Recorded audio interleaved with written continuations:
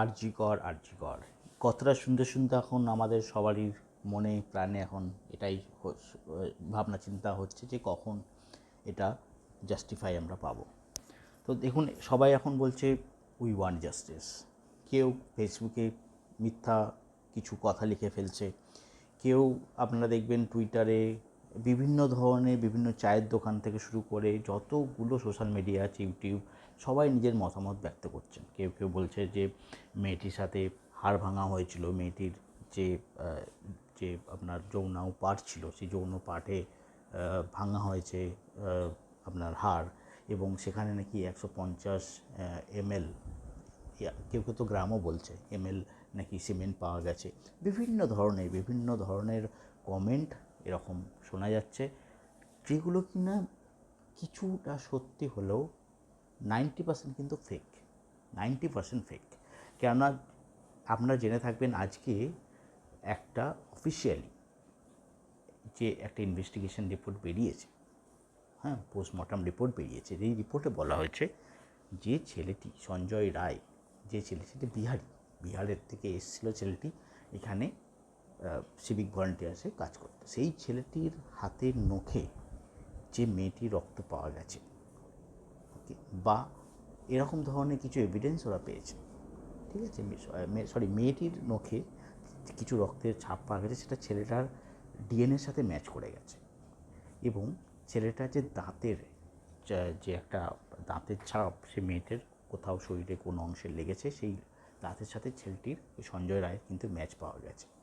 এখানে পরিষ্কার বলা হয়েছে যে মেয়েটিকে যে শারীরিক অত্যাচার করে মেয়েটিকে বালিশ চাপা দিয়ে মারা হয়েছিল, কিন্তু এখানে কোথাও বলা হয়নি রিপোর্টে মেয়েটিকে ধর্ষণ করা হয়েছিল। এখন কোশ্চেন হচ্ছে, রিপোর্টে এটাও বলা হয়েছে মেয়েটির যৌনাঙ্গে কিছু ঢোকানো হয়েছিল, মানে হয়তো আঙুল ঢুকিয়েছিল বা কিছু ঢুকিয়েছিল, উই ডোন্ট নো।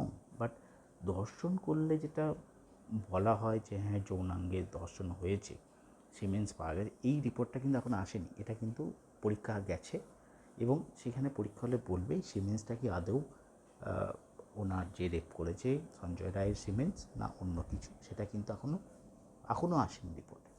তো এটা হয়তো হতে পারে যে 30 মিনিটের মধ্যে একজন মেয়েকে ধর্ষণ এবং মেরে দেওয়া সম্ভব, খুব খুব কিন্তু ডিফিকাল্ট 30 মিনিটের মধ্যে ধর্ষণ করে মেরে দেওয়াটা। হয়তো ধর্ষণ করতে গেছিল, করতে পারেনি, আঙুল ঢুকিয়ে কিছু ঢুকিয়ে তাকে মেরে দেওয়া হয়েছে, ধর্ষণ হয়তো করতে পারেনি, এটা হয়তো হতে পারে। এখন 2-1 দিনের মধ্যে সব ক্লিয়ার হয়ে যাবে। কিন্তু আপনার যদি দেখেন ফেসবুক বা টুইটারে সব একটা গ্রুপ তৈরি করা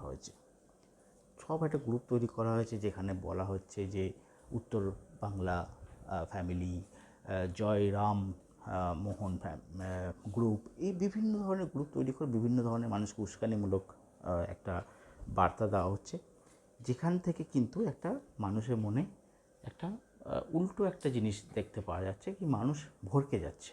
মানুষ কিন্তু we want for justice, what justice তো হচ্ছে। আপনারা কি সিবিআইকে ভরসা করতে পারছেন না? আপনারা কি স্টেট পুলিশকে ভরসা করতে পারছেন না?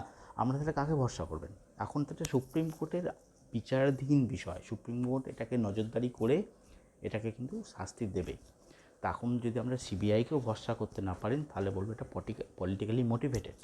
কোথাও না কোথাও এটা ডিওয়াইএফআই, বিজেপি, আরএসএস বা বাংলাদেশি, কোথাও না কোথাও এটাকে কিন্তু কেউ না কেউ চালনা করছে।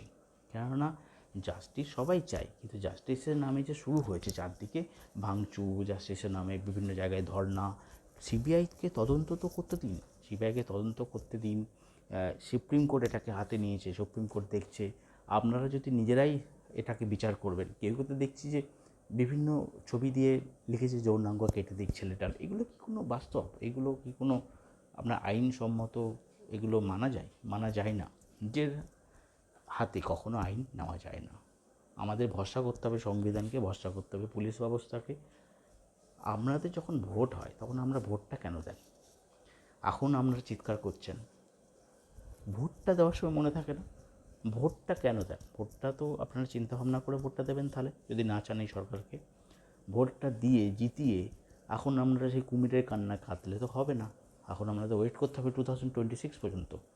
আপনাদের যদি মনে হয় গভর্নমেন্ট স্বচ্ছভাবে কাজ করতে পারছে না, আপনাদের কাছে সুযোগ রয়েছে 2026-এ ফেলে দিন, সরকারকে ফেলে দিন, নতুন সরকার নিয়ে আসুন। কিন্তু মনে করবেন না যে কিছু সরকার চেঞ্জ হলেই কিন্তু আমাদের পশ্চিমবঙ্গের হাল চেঞ্জ হয়ে যাবে, কারণ আমরাই তো চেঞ্জ করতে দেব না। আপনি এখন চেঞ্জ করবেন কীভাবে? আপনি নিজে গিয়ে পাসপোর্ট অফিসে গিয়ে ঘুষ দিয়ে আসেন, 500 টাকা, 1000 টাকা, কারণ আপনি জানেন যে এই ঘুষটা না দিলে আমার পাসপোর্ট আসবে না। কিন্তু দেখুন অন্য রাজ্যে কেউ ঘুষ নেয় না। আপনি যদি না দেন সাহস করে, আপনার দেখে আরও 2-3জন দেবে না। এটা আপনাকে দেখে শুরু করতে হবে। আপনি যদি নিজেকে চেঞ্জ করতে চান, আপনি যদি সমাজকে চেঞ্জ করতে চান, আপনাকে দিয়ে আগে শুরুটা করতে হবে। লোককে দোষ দিয়ে লাভ নেই। সিবিআই তদন্ত করছে, পুলিশ তদন্ত করছে, ভরসা রাখতে হবে, সুপ্রিম কোর্টের উপর ভরসা রাখতে হবে। আপনাদের এই যে ধ্বংসাত্মক, কেউ কেউ ধ্বংসাত্মক মনোবৃত্তি, বলছেন এরকম রেপিসদের কেটে দিক, মেরে দিক, নুঙ্কু কেটে ঝুলিয়ে দিক, এই কী সব কথাবার্তা? এখানে কিন্তু গোষ্ঠী ঢুকে গেছে, বাজের লোক ঢুকে গেছে, যেটা কি না অন্যদিকে চালনা করার চেষ্টা করছে। কিচ্ছু হবে না এসব করে। জাস্টিস আমরা সবাই চাই। ভাবুন মেয়েটির মা বাবার কথা, তারাও জাস্টিস চাই। কিন্তু সিবিআইয়ের সাকসেস রেট সত্যিই কম। আপনারা যদি দেখে থাকেন, রবীন্দ্রনাথ ট্যাগরের নোবেল চুরি থেকে, কামদুনি থেকে, সব জায়গাতেই কিন্তু সিবিআই একদম ফেলিয়ার। এখানে হয়তো ফেলিয়ারটা হতে পারবে না, কারণ এনারা কুইক অ্যাকশন নিচ্ছেন এবং ওনারা জেনে গেছেন যে আমাদের সাকসেস রেট এমনিতেই কম, কিছু তো ভালো করি। এখানে সুপ্রিম কোর্ট ঢুকে গেছে। এখন কিছু ভালো অপেক্ষা আমরা অবশ্যই করছি। আজকে রিপোর্ট এসে গেছে, রিপোর্টে পরিষ্কার হয়েছে কি সঞ্জয় রায় নামে এই ছেলেটিই দোষী, বাকি কেউ আর কিছু করেনি মেয়েটির সাথে। কিন্তু এটা এখনও বলা ভুল, কেন ইনভেস্টিগেশন চলছে।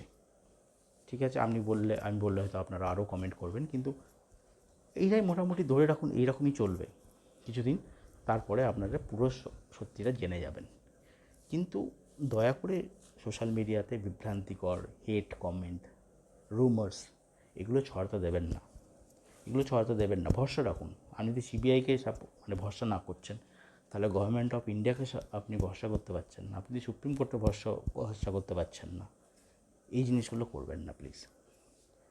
আজকে নিউজ খুললেই দেখতে পাচ্ছি বিভিন্ন ধরনের নিউজ, ভাল লাগছে না, সত্যিই ভাল লাগছে না। আজকে আপনারা সৌরভ গাঙ্গুলিকে গালি দিচ্ছেন, আজকে আপনারা রচনা ব্যানার্জিকে গালি দিচ্ছেন, কাল আপনাদের কাছে আরও একজনকেও গালি খাবে। এগুলো সব হেড কমেন্টস। এগুলো যারা তৈরি করছে না, তাদের মস্তিষ্কই আলাদা, কোথাও না কোথাও বসে এগুলো তৈরি করা হচ্ছে। কেন সৌরভ গাঙ্গুলি কি আমাদের দাদা নন? রচনা ব্যানার্জিকে দিদি নাম্বার 1 আপনারা সবাই দেখেছেন। এখন হেড এগুলো ছড়াচ্ছে কেউ কেউ, এবং সেইগুলো বাকি লোকগুলো গিলে খাচ্ছে। কিছুদিন বাদে দেখুন গায়ক অরিজিতের এখন খুব নাম করছে, তো কিছুদিন বাদে অরিজিৎকেও দেখবেন গালি দিচ্ছে। তো ভাবার সময় এসে গেছে। এগুলো করবেন না, এগুলো ছড়াবেন না। বাস্তব যেটা সেটাকে মেনে চলতে হবে। এবং অবশ্যই আপনাদের কমেন্ট, আপনাদের ভিউ এই নিয়ে অবশ্যই শেয়ার করবেন। ধন্যবাদ।